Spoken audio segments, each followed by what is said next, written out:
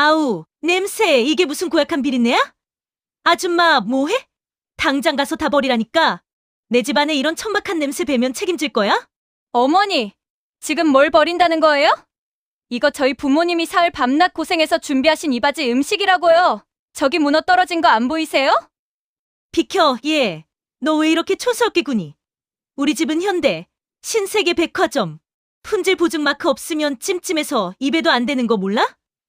어디 시장통 음식을 가져와서 우리 집 수준을 깎아 먹어? 수준 안 맞게 진짜. 어머니, 이건 백화점에서도 못 구하는 자연산이에요. 저희 아빠가 새벽 3시에 경매장 나가서. 지안아, 엄마 말이 맞아. 그냥 백화점에서 제일 비싼 거로 사면 될 걸. 왜 일을 만들어? 장모님도 참 센스 없으시네. 빨리 치우고 엄마한테 사과해. 위생관념 없는 집안이라고 욕먹기 싫으면. 강남의 한복판, 은은한 간접 조명이 흐르는 초고층 아파트 현관에서 제 영혼이 갈기갈기 찢겨나가는 소리가 들렸습니다. 번쩍이는 화이트 대리석 바닥 위로 제 부모님이 목숨처럼 아끼며 준비한 최고급 비단 보자기가 사정없이 팽개쳐졌습니다. 보자기가 힘없이 풀리며 그 안에서 아버지가 당뇨로 부은 다리를 이끌고 구한 전복과 문어들이 흙탕물 튀듯 사방으로 흩어졌습니다. 시어머니라는 사람은 그 귀한 음식들을 마치 전염병이라도 옮기는 오물 보듯 하며 히스테릭하게 소리를 질러댔고, 제가 하늘처럼 믿었던 예비 신랑 지훈 씨는 그 꼴을 보며 오히려 제 부모님을 비상식적인 사람으로 몰아세우고 있었습니다. 바닥에 처참하게 지시겨진 전복을 보는데 제 가슴 속에서도 뭔가가 툭 하고 끊어지는 소리가 났습니다. 그건 바로 이 남자를 향했던 제 마지막 신뢰와 사랑, 그리고 이 오만한 집안에 대한 일말의 기대감이 산산조각 나는 소리였죠. 안녕하세요, 여러분. 오늘 제가 들려드릴 이야기는 강남 대리석 바닥 위에 무참히 짓밟힌 어느 어부 딸의 자존심과 그 껍데기뿐인 부자들을 향한 가슴 뻥 뚫리는 통쾌한 반격에 대한 이야기입니다. 본격적인 이야기 시작하기 전에 구독과 좋아요 한 번씩만 꼭 부탁드릴게요. 여러분의 따뜻한 응원이 저에게는 100만 대군보다 더 큰 힘이 된답니다. 사실 저는 대한민국 사람이라면 누구나 이름만 들어도 아는, 남들이 부러워하는 대기업에서 근무하고 있는 직장인이었습니다. 시골 어촌 마을에서 태어나 흙수저 중에 흙수저였던 제가 그 회사에 입사하기까지 얼마나 많은 피눈물을 흘렸는지 모릅니다. 남들 다 가는 어학연수 한 번 못 가보고 아르바이트를 3개씩 뛰면서도 밤을 새워 코피를 쏟아가며 공부했습니다. 입사 시험을 치고 합격 통보를 받던 날, 아버지는 마을 포구 입구에 가장 큰 현수막을 내걸고 동네 잔치를 여셨습니다. 우리 지안이가 나라에서 제일 가는 회사에 들어갔다. 내 딸이 최고다. 새까맣게 탄 얼굴에 주름이 깊게 파인 아버지가 굽은 등을 활짝 펴고 덩실덩실 춤을 추시던 그 모습이 지금도 눈에 선합니다. 그렇게 자랑스러운 제 직장이었고 제 스스로 일궈낸 소중한 커리어였습니다. 지훈 씨와 처음 만난 건 2년 전 회사 신입사원 교육 세미나에서였습니다. 당시 그는 우리 회사의 협력업체에서 온 젊고 유능한 팀장으로 소개되었고, 훤칠한 외모에 다정한 말투로 제 마음을 사로잡았죠. 처음 데이트를 하던 날, 그는 자신이 강남에 건물을 몇 채씩 가진 대단한 부잣집 아들이라는 사실을 전혀 내색하지 않았습니다. 오히려 제 낡은 구두를 보며 저는 지안 씨처럼 자기 일에 열정적이고 긍지 높은 여자가 세상에서 제일 멋있어 보여요라며 제 자존감을 한껏 높여주었죠. 그 달콤한 가모니설에 속아 저는 이 남자가 정말 저라는 사람의 내면을 있는 그대로 사랑해주는 진국인 줄로만 알았습니다. 지훈 씨는 연애 초기만 해도 저희 부모님께 정말 구김살 없이 살갑게 굴었습니다. 명절이나 휴가 때면 머나먼 시골 포구까지 한 걸음에 달려와 아버지와 허물없이 소주잔을 기울였습니다. 아버님, 저 지안이 정말 제 목숨처럼 아끼며 살겠습니다. 아버님이 썰어주신 이 문어 숙회는 정말 세상에서 제일 맛있네요. 강남 유명 일식집 다 가봤지만 아버님 손맛은 절대 못 따라갑니다. 넉살 좋게 웃으며 넙죽넙죽 회를 받아먹는 지훈 씨가 아버지는 너무나 고맙고 예뻤습니다. 그래서 당신의 보물이로인 자연산 전복과 귀한 해산물들을 지훈 씨가 올 때마다 차 트렁크가 미어지도록 아낌없이 내어주셨죠. 어머니 역시 우리 사위 될 사람이 싹싹하고 참 사람이 됐다며 시장 바닥에서 쭈그려 앉아 번 피 같은 돈을 털어 지훈 씨의 생일날 수백만 원짜리 명품 코트를 덜컥 사주기도 하셨습니다. 저희 집안의 모든 사랑과 정성이 오직 지훈 씨 한 사람을 향해 쏟아지고 있었던 겁니다. 하지만 결혼이 코앞으로 다가오고 강남이라는 그들만의 견고한 성에 제가 발을 들이기 시작하자 지훈 씨와 그 집안은 서서히 본색을 드러냈습니다. 그 징조는 양가가 처음 만나는 상견례 자리에서부터 아주 노골적으로 나타났습니다. 상견례는 청담동의 아주 화려하고 비싼 일식당에서 있었습니다. 저희 부모님은 강남 부잣집 사돈을 뵙는다고 당신들 평생에 가장 큰 돈을 들여 단장을 하셨습니다.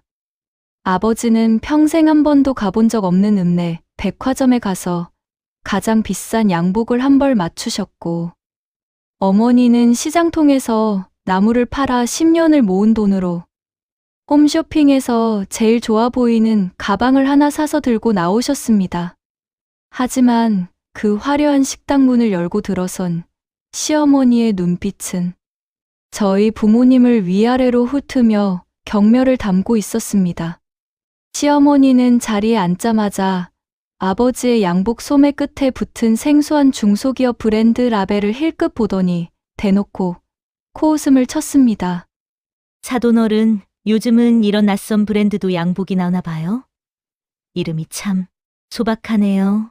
우린 지훈이 아빠부터 지훈이까지 강남 단골 테일러샵에서 맞춤 양복 아니면 몸에 안 맞아서 입지를 못하거든요. 뭐 시골 읍내에서는 이런 게 제일 좋은 거겠죠? 편하게 입으시긴 좋겠네요. 어머니가 애지중지 들고 온 가방을 보면서도 어머, 요즘은 모조품도 참 그럴싸하게 나오네요. 시장 바닥에서 사셨나 봐요? 라며 가슴을 후벼 팠습니다. 그뿐만이 아니었습니다. 제가 어렵게 들어간 대기업 직장에 대해서도 시어머니는 혀를 끌끌 찼습니다. 그래, 지안아 너 그 큰 회사에서 밤낮 없이 일해서 월급 얼마나 받니? 어머, 겨우 그 푼돈 받으려고 그 고생을 해? 예, 우리 집안 며느리가 어디 가서 직장인 명함 내미는 거 남들 보기 참 우스우니까 당장 그만두거라. 어디 강남 바닥에서 며느리가 폼 안 나게 지하철 타고 출퇴근을 해? 그냥 그 알량한 월급 내가 용돈으로 넉넉히 줄 테니 집에서 얌전히 신부 수업이나 받고 우리 지훈이 내조나 잘해. 우리 집안에 들어오려면 내 과거의 그 구질구질한 습관들은 다 버려야 한다, 알겠니? 그 모욕적인 언사들이 쏟아질 때 우리 부모님은 상견례 내내 대역 죄인처럼 고개를 푹 숙이고 계셨습니다. 당신들의 금쪽 같은 딸이 사랑하는 남자의 대단한 집안이라고 하니 행여나 딸 앞길에 방해가 될까봐 그 멸시 앞에서도 아버지는 허어 웃으며 저희가 워낙 가진 게 없고 부족해서 참 죄송합니다. 우리 지안이 잘 부탁드립니다라고 조아리셨습니다. 굽어버린 아버지의 등을 보며 저는 심장이 터져나가는 것 같은 참담함을 느꼈습니다. 그런데 그때 저를 세상에서 제일 존중한다던 지훈 씨는 어땠을까요? 그는 제 허벅지 아래로 손을 꼭 잡으며 이렇게 속삭였습니다. 지안아, 엄마가 좀 솔직하시고 표현이 서투셔서 그래. 다 널 우리 식구로 생각해서 아끼니까 하시는 말씀이야. 나중에 내가 편하게 살게 해주려고 그러는 거니까 오늘만 내가 조금 참아줘. 내가 굽히고 들어와 줘야 집안이 평화롭잖아. 그는 부모의 막대한 재력과 권력 뒤에 비겁하게 숨어 제 부모님의 피눈물을 철저히 외면했습니다. 저는 바보같이 사랑이라는 이름에 눈이 멀어 그 순간 자리를 박차고 나오지 못한 제 자신을 아직도 저주합니다. 이런 모멸감을 겪고도 저희 부모님은 딸을 위해 모든 자존심을 버리셨습니다. 강남의 콧대 높은 집안으로 시집가는 딸이 시댁에서 조금이라도 무시당하지 않게 하려면 우리가 보여줄 수 있는 건 뼛속 깊은 정성밖에 없다고 생각하셨던 겁니다. 그래서 준비한 것이 바로 이 사다리 난 이 바지 음식이었습니다. 우리 아버지는 평생을 그 시퍼런 겨울 바다 위에서 목숨을 담보로 사투를 벌이며 살아온 어부입니다. 아버지가 32 되던 해 겨울이었습니다. 칠흑 같은 어둠 속에서 칼바람을 맞으며 그물을 당기던 아버지는 갑자기 배를 덮친 집채만 한 파도에 휩쓸려 차가운 바닷속으로 흔적도 없이 사라지셨습니다. 마을 사람 모두가 죽었다고 시신이라도 찾으면 다행이라고 했습니다. 그 얼음장 같은 겨울 바다에 빠지면 건장한 장정이라도 5분을 채 못 버티고 심장이 멎는다는 걸 누구나 알았으니까요. 하지만 아버지는 그 캄캄하고 숨막히는 물속에서 오로지 3살 난 딸아이, 바로 제 얼굴만을 떠올렸다고 합니다. 내가 여기서 죽으면 우리 지안이는 누가 거두나. 내 딸 배고파서 우는 꼴은 죽어도 못 본다. 그 일념 하나로 아버지는 끊어진 밧줄 하나를 생명줄 삼아 입에 물고 손톱이 다 빠지도록 배의 파편을 부여잡고 버티셨습니다. 기적적으로 구조된 아버지의 몸은 이미 사람의 형체가 아니었습니다. 극심한 추위에 동상이 걸려 살점은 검게 죽어 들어갔고 밧줄을 얼마나 사력을 다해 세게 쥐었는지 손가락 신경이 다 끊어져 있었습니다. 하지만 아버지는 병원 응급실 침대에 누워 희미하게 정신이 들자마자 옆에서 오열하는 엄마의 손을 잡고 처음 하신 말씀이 이거였습니다. 여보, 우리 지안이 분유는 샀어? 굶기면 안 돼. 그 소리를 듣고 엄마는 병실 바닥에 주저앉아 하늘이 무너지라 통곡을 하셨습니다. 그때의 끔찍한 사고로 아버지는 왼쪽 약지와 새끼손가락을 영영 제대로 펴지 못하게 되셨습니다. 신경이 완전히 죽어버려 갈고리처럼 흉측하게 굽어버린 손가락. 하지만 아버지는 단 한 번도 당신을 삼키려 했던 바다를 원망하거나 불구가 된 신세를 한탄하지 않으셨습니다. 오히려 그 굽어버린 손가락으로 더 억척스럽게 그물을 당기고 배를 탔습니다. 내 손가락 2개가 병신이 되어서 우리 지안이 앞날을 밝혀줄 촛불이 될 수 있다면 나는 100번이고 1000번이고 저 바다에 기꺼이 던져지겠다. 그것이 우리 아버지의 유일한 종교였고 인생 철학이었습니다. 제가 대학 등록금 고지서를 받아들고 한숨을 쉴 때면 아버지는 평생 신어본 적 없는 메이커 구두 대신 당신의 발에 딱 달라붙어 문드러지고 냄새나는 낡은 고무장화를 신고 말없이 다시 바다로 향하셨습니다. 그 고지서에 적힌 수백만 원이라는 숫자들이 아버지에게는 몇천 번의 뼈를 깎는 그물질이었고 몇만 번의 죽을 고비를 넘기는 파도와의 싸움이었다는 것을 저는 너무나도 잘 압니다. 그렇게 당신의 살과 뼈를 갈아 저를 대기업에 번듯하게 취직시켜 놓으셨던 겁니다. 그런 아버지가 이번 제 이바지 음식을 위해 다시 그 낡은 장화를 챙겨 신으셨습니다. 귀한 사돈댁에 들어가는 첫 음식인데 최고의 것을 먹여야 딸이 사랑받는다며 당뇨 합병증으로 발가락, 감각조차 없는 무거운 다리를 질질 끌고 새벽 3시에 공판장을 누비셨죠. 찬바람에 갈라진 손등에서는 쉴 새 없이 핏물이 배어 나왔지만 아버지는 아픈 줄도 모르고 상인들 앞을 막아섰습니다. 어이 김씨, 이건 우리 금지옥엽 딸내미 시집갈 때 가져가 이 바지 음식에 쓸 걸세. 대한민국에서 제일 싱싱하고 힘 좋은 놈으로 좀 빼주게나. 내 돈은 얼마든지 쳐줄 테니까. 평생을 바다에서 보낸 노련한 어부의 날카로운 눈으로 상처 하나 없는 완벽한 자연산 문어를 고르기 위해 아버지는 그 차가운 경매장 시멘트 바닥에서 무려 5시간을 서서 기다리셨습니다. 결국 얼음 팔뚝만한 거대한 문어를 손에 넣은 아버지는 문어의 빨판 하나하나에 묻은 미세한 모래알까지 칫솔로 문질러 닦아내며 환하게 웃으셨습니다. 아마 당신의 굽은 손가락보다 더 넓고 곱게 뻗어갈 딸의 미래를 축복하며 시댁 식구들이 이 문어를 먹고 감탄할 모습을 상상하셨을 겁니다. 그렇게 아버지의 혼이 담긴 음식입니다. 어머니의 고생은 또 어찌 다 말로 할 수 있을까요? 어머니는 제가 어릴 적부터 시장 골목, 구미진 곳에 있는 허름한 식당 주방에서 남들이 먹다 남긴 잔반을 치우고 산더미처럼 쌓인 기름 낀 불판을 독한 화학약품으로 닦아내며 30년 세월을 묵묵히 버티셨습니다. 어머니의 손마디는 심한 류머티즘 관절염으로 마디마디가 굵은 혹처럼 흉하게 부어올라 주먹을 제대로 쥐지도 못하셨습니다.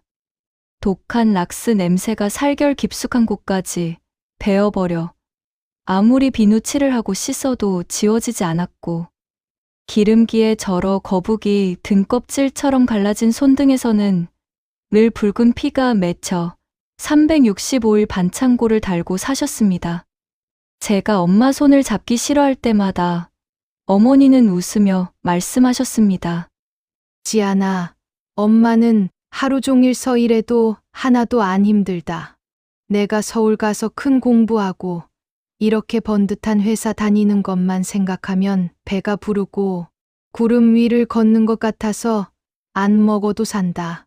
그 거짓말 같은 그러나 뼈저리게 진심인 그 마음이 담긴 꼬릿꼬릿하고 기름 묻은 10,000원짜리 지폐들이 한 장, 2장 모여 제 학비가 되었고 제 자취방 월세가 되었습니다. 어머니는 이번 제 결혼 이바지를 위해 무려 3년 동안 10원 한 장 허투루 쓰지 않고 꼬박꼬박 모아온 500만 원짜리 적금을 미련 없이 깨셨습니다. 그 500만 원은 어머니가 남들이 토해놓은 오물을 치우고 불에 데여가며 하루 12시간씩 꼬박 서서 일해 번 피와 땀, 그 자체인 돈이었습니다. 어머니는 강남 백화점의 화려한 상자에 담긴 물건들은 거반 번지르르하지 속은 어떤지 믿을 수 없다며 직접 완도 산지까지 내려가겠다고 고집을 부리셨습니다. 새벽 첫 기차를 타고 완도로 내려가 시린 겨울 바닷바람을 온몸으로 맞으며 해녀들이 방금 갔다 온 전복을 직접 눈으로 확인하셨죠. 전복 하나하나의 크기를 손으로 재고 속살의 영롱한 빛깔을 돋보기 안경 너머로 확인하느라 어머니의 얼굴은 추위에 새하얗게 질려버렸습니다.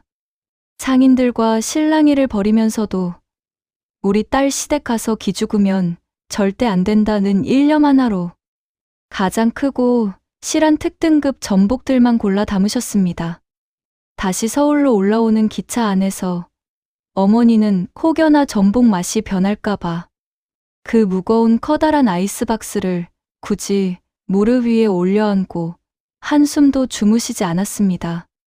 집에 도착해서는 피곤한 기색 하나 없이 밤새도록 전복을 부드러운 칫솔로 수천 번 문질러 닦고 아버지가 사온 문어를 알맞게 삶아내셨습니다. 펄펄 끓는 솥단지에서 올라오는 뜨거운 김에 얼굴이 발갛게 익어 화상을 입는 줄도 모르고 엄마는 그저 야들야들하게 잘 삶아진 문어를 보며 어린아이처럼 기뻐하셨죠. 지안아, 이것 좀 봐라. 전복 색깔 참 영롱하고 곱지. 사돈댁 어르신들이 이거 드시고 우리 지안이 참 복덩이 들어왔다고 칭찬 많이 해주셨으면 정말 소원이 없겠다. 그리고 최고급 비단 보자기를 사와서 한 땀 한 땀 정성 들여 술을 놓고 매듭을 지으시던 어머니의 파르르 떨리는 손길. 그 간절한 손길은 천한 집안 딸이라고 시댁에서 구박받지 않기를 바라는 어머니의 피 맺힌 기원이었고 마지막 방패였습니다.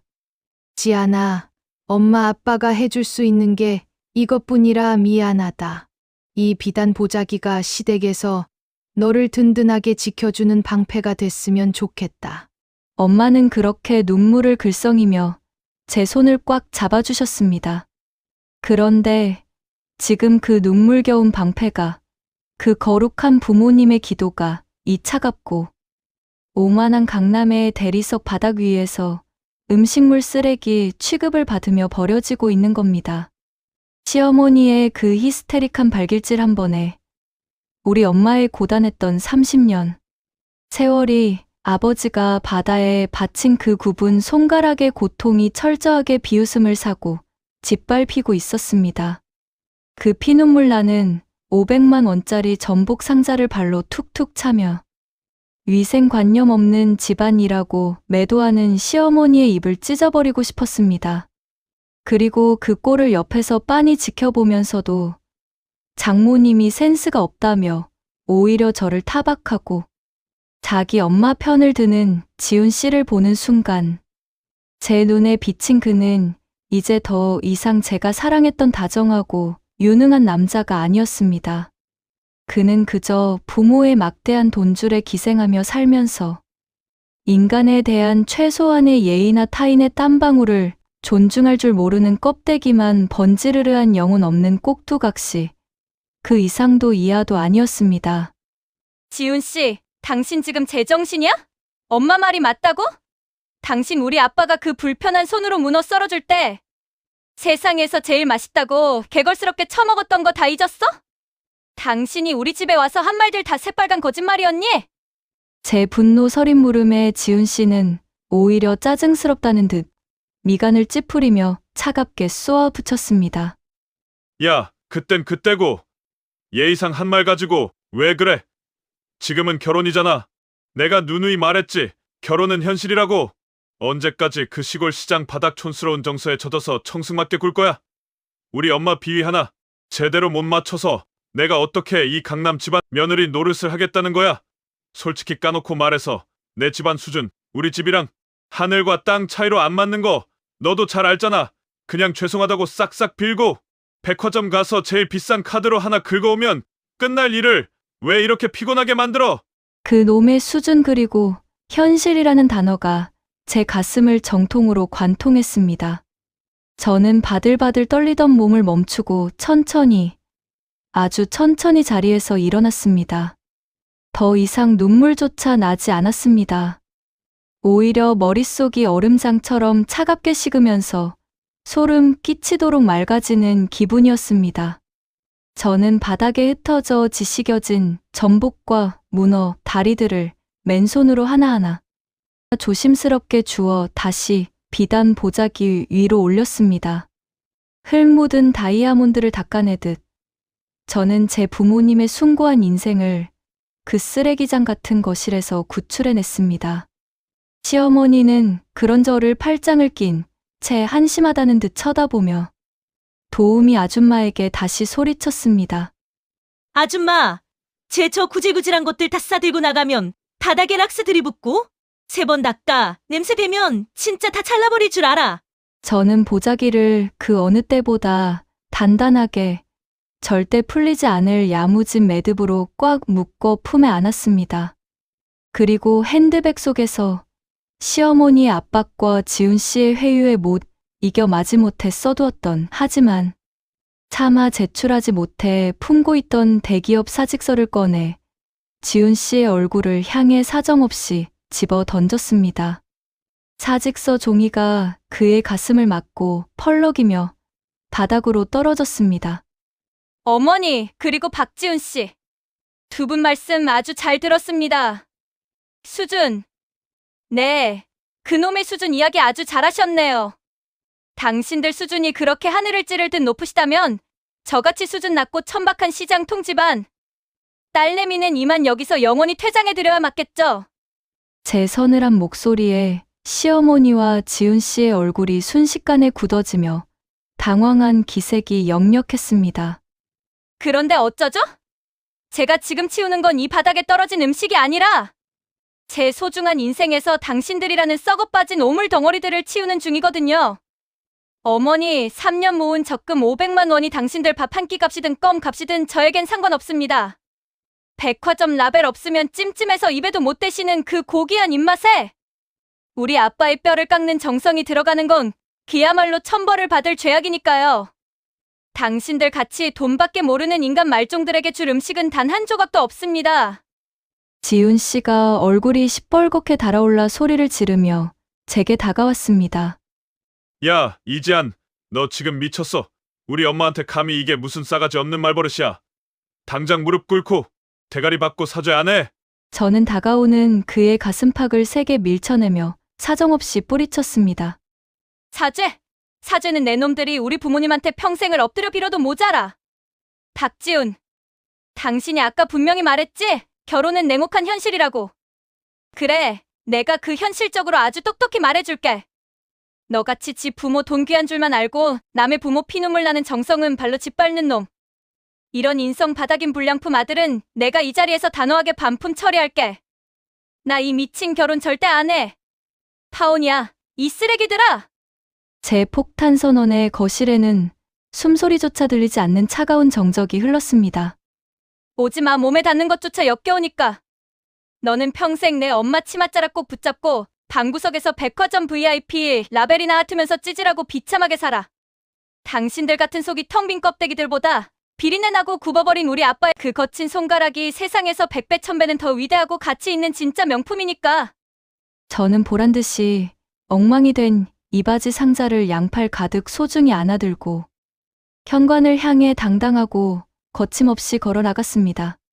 뒤에서 시어머니가 뒷목을 잡으며 쓰러지는 비명소리가 들렸고 지훈 씨가 지안아, 이지안 하며 다급하게 부르는 고함이 메아리쳤지만 그 소리는 그저 패배한 짐승들의 처절한 비명처럼 제 귀에 유쾌한 음악이 되어 들렸습니다. 현관문을 잇는 힘껏 쾅 닫고 나오는 순간 엘리베이터 거울에 비친 제 헝클어진 머리와 눈물 자국 가득한 모습은 엉망이었지만 제 눈빛만은 그 어느 때보다 찬란하게 빛나고 있었습니다. 지하 주차장으로 내려가 제 차 문을 열고 타는 순간 강남의 그 숨막히고 역겨웠던 공기가 완벽하게 차단되었습니다. 뒷좌석에 정성스레 실린 이바지 상자에서는 은은하고 깊은 바다 내음과 어머니가 직접 짠 고소한 참기름, 향이 차 안을 가득 채우며 제 마음을 진정시켜 주었습니다. 저는 그 자리에서 핸드폰을 꺼내 지훈 씨와 시어머니, 그리고 그 집안 사람들과 관련된 모든 번호를 수신 차단하고 흔적조차 남지 않게 삭제해버렸습니다. 마지막으로 지훈 씨에게 짧고 단호한 문자 메시지 하나를 전송했습니다. 내가 보낸 예단비 5천만 원, 내일 오전 9시까지 일원 하나 틀리지 말고 정확히 내 계좌로 입금해. 단 1초라도 늦거나 1원이라도 비면 바로 경찰서 가서 횡령죄로 고소장 접수할 거니까 명심해라. 그리고 내 집구석에 있는 내 짐들은 전부 불태워버리든 쓰레기통에 쳐넣든 마음대로 해. 너 같은 저질 불량품에 손때 묻은 물건은 내 인생에 더 이상 단 하나도 필요 없으니까. 다시는 내 눈앞에 띄지 마. 그 문자의 전송 버튼을 누름과 동시에 저는 엑셀을 힘껏 밟았습니다. 차를 몰아 강남의 화려하지만 숨막히는 아파트 단지를 미련 없이 벗어나 고속도로로 진입했습니다. 창밖을 보니 어느새 붉은 노을이 지기 시작하고 있었습니다. 오렌지빛으로 붉게 물든 하늘은 마치 아버지가 무사히 만선으로 바다에서 돌아오실 때 포구에서 바라보던 그 따뜻한 하늘과 너무나도 닮아 있었습니다. 차창 밖으로 스피디하게 스쳐 지나가는 풍경들이 마치 제 지난 2년간의 눈먼 사랑과 어리석음을 시원하게 씻어내 주는 것 같았습니다. 자유다. 드디어 내 삶을 되찾았다. 입 밖으로 무심코 흘러나온 그 한마디에 결국 꾹 참았던 눈물이 왈칵 쏟아져 내렸습니다. 그것은 서러움이나 슬픔의 눈물이 결코 아니었습니다. 오랜 시간 껍데기뿐인 헛된 욕망에 억눌렸던 제 진짜 영혼이 비로소 제 자리를 찾았다는 깊은 안도감과 해방감의 눈물이었습니다. 차가 속도를 내며 질주할수록 제 마음을 짓누르던 무거운 짐들도 하나둘 차가운 밤바람에 산산이 날려갔습니다. 지아나, 먼 길 오느라 고생했다라고 활짝 웃으며 말해줄 세상에서 가장 따뜻한 부모님의 품이 있는 시골 고향으로 향하는 이 길은 제 인생에서 가장 아름답고 눈부신 여행길이었습니다. 밤이 깊어서야 도착한 시골 고향집. 마당에는 아버지가 평상 위에 홀로 앉아 담배 연기를 뿜으며 뜬 눈으로 하염없이 저를 기다리고 계셨습니다. 차 문이 열리고 엉망이 된 보자기 상자를 들고 내리는 제 처참한 몰골을 보신 아버지는 파혼의 이유 따위는 단 한마디도 묻지 않으셨습니다. 그저 다가와 그 흉하게 굽어버린 거친 두 손가락으로 제 떨리는 어깨를 부서질 듯 꽉 안아주셨습니다. 잘 왔다. 내 딸, 정말 수고 많았다. 아빠가 다 안다. 그런 못돼 먹은 놈들 속으래. 너 하나 덜렁 보내놓고 내가 어찌 두 다리 뻗고 편히 잠이나 잤겠냐. 이제 다 끝났으니 됐다. 울지 마라. 우리 지안이. 방 안에서 다급히 달려나온 어머니는 엉망이 된 비단 보자기들을 보더니 오히려 안도한 듯 환하게 웃으며 제 얼굴에 눈물 자국을 거친 손으로 닦아주셨습니다.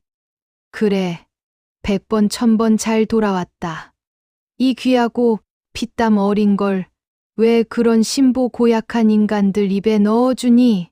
우리 딸이 이렇게 무사히 후를 털고 돌아왔으니 오늘은 우리 집안의 진짜 큰 경사다. 자, 당장 밥부터 먹자. 아빠가 우리 딸내미 오면 먹인다고 받아 나가서 제일 좋은 놈으로 또 한가득 잡아다 놨다. 오늘 우리끼리 배 터지게 잔치하자. 그날 밤 우리 세 식구는 낡은 마당 평상에 옹기종기 둘러앉아 세상 그 어느 5성급 호텔보다 달콤하고 호사스러운 최고의 만찬을 즐겼습니다. 아버지가 새벽 안개를 헤치고 목숨 걸고 구해온 그 거대한 자연산 전복들은 다시 어머니의 마법 같은 손을 거쳐 세상 가장 귀한 보약 전복죽으로 재탄생했습니다. 전복 내장을 듬뿍 깔아 넣어 진한 초록빛이 감도는 뜨거운 죽 위에 동네 방앗간에서 직접 짠 참기름 한 방울이 똑 떨어지자 극강의 고소함이 온 마당을 가득 채웠습니다. 그 죽 한 숟가락을 입에 조심스레 넣는 순간 바다의 깊고 진한 풍미와 부모님의 무한한 따스함이 제 혀끝에서 눈 녹듯 사르르 녹아내렸습니다. 그것은 단순히 미각을 자극하는 맛이 아니라 자식의 피투성이가 된 상처를 어루만지고 치유해주는 부모님의 위대한 사랑 그 자체였습니다. 그리고 아버지가 투박하게 썰어주신 그 쫄깃한 문어 숙회. 씹으면 씹을수록 바다의 단내와 달큰한 육즙이 입안에서 팡팡 터져 나왔습니다. 너무 질기지도 그렇다고 너무 무르지도 않은 그 완벽하게 탄력 있는 식감은 마치 평생을 모진 파도와 가난의 풍파를 묵묵히 견뎌내며 우리 가족을 지켜낸 자랑스러운 우리 아버지의 삶 그 자체와 꼭 닮아 있었습니다. 강남 백화점 식품관에 그 어떤 수백만 원짜리 사내 진미를 가져온다 해도 이 뼛속까지 시린 진심과 눈물이 담긴 맛을 흉내낼 수는 절대 없을 것입니다. 아빠, 엄마 이거 진짜 너무 맛있다. 내가 여태껏 먹어본 것 중에 최고야. 세상에 진짜 명품은 강남 백화점이 아니라 바로 우리 집 앞마당에 다 있었네. 눈물을 훔치며 웃는 제 말에 아버지는 굽은 손가락으로 두툼한 문어 한 점을 제 앞접시에 듬뿍 더 올려주셨고 어머니는 빙그레 웃으며 말없이 제 손을 따뜻하게 아주 꽉 잡아주셨습니다. 그날 밤 낡은 평상 위에 놓인 음식 상자에는 화려한 백화점 VIP 라벨 따위는 없었지만 그 소박한 식탁 위에는 진실한 사랑과 인간에 대한 존중이라는 세상에서 가장 비싸고 고귀한 보증서가 찬란하게 빛나고 있었습니다. 저는 그날 밤하늘의 별을 보며 억만금의 돈을 주고도 결코 살 수 없는 인생의 진짜 진리를 가슴 깊이 배웠습니다. 여러분, 사람의 진짜 가치는 겉옷에 붙어있는 명품 상표나 그 사람이 살고 있는 아파트의 평수 따위가 결정해주는 게 절대 아닙니다. 타인의 보이지 않는 진심을 알아볼 수 있는 지혜, 그리고 누군가의 땀방울과 정성을 마음 깊이 귀하게 여길 줄 아는 그 따뜻한 태도. 그것이야말로 인간이 가질 수 있는 진짜 품격이고 영원히 빛나는 명품입니다. 아무리 수천만 원짜리 에르메스 가방을 들고 다닌다 한들 그 사람의 인격과 영혼이 명품이 되는 것은 결코 아니며 수십억짜리 강남 최고급 대리석 바닥을 밟고 산다고 해서 그 사람의 삶 자체가 고귀해지는 것은 더더욱 아닙니다. 화려한 껍데기와 달콤한 거짓말에 속아 세상에서 가장 소중한 여러분 자신을 희생하고 갉아먹지 마세요.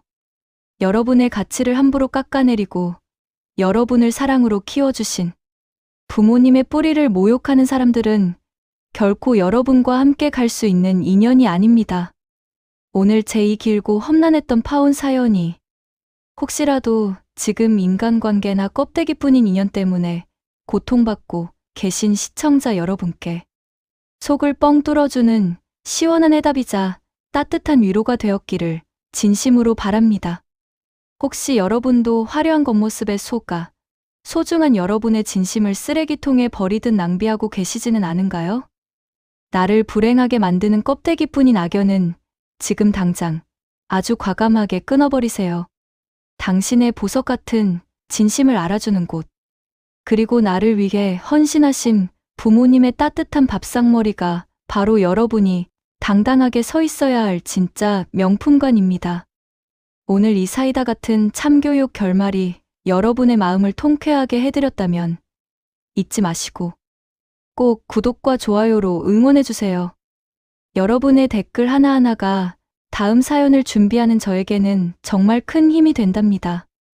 여러분 모두가 자신을 더 귀하게 아끼고 사랑하는 진짜 명품 같은 눈부신 하루를 보내시길 간절히 응원하겠습니다. 저는 조만간 더 흥미진진하고 가슴 뻥 뚫리는 파격적인 사연으로 다시 찾아뵙겠습니다. 긴 시간 제 이야기 끝까지 들어주셔서 대단히 감사합니다. 늘 건강하시고 행복하세요.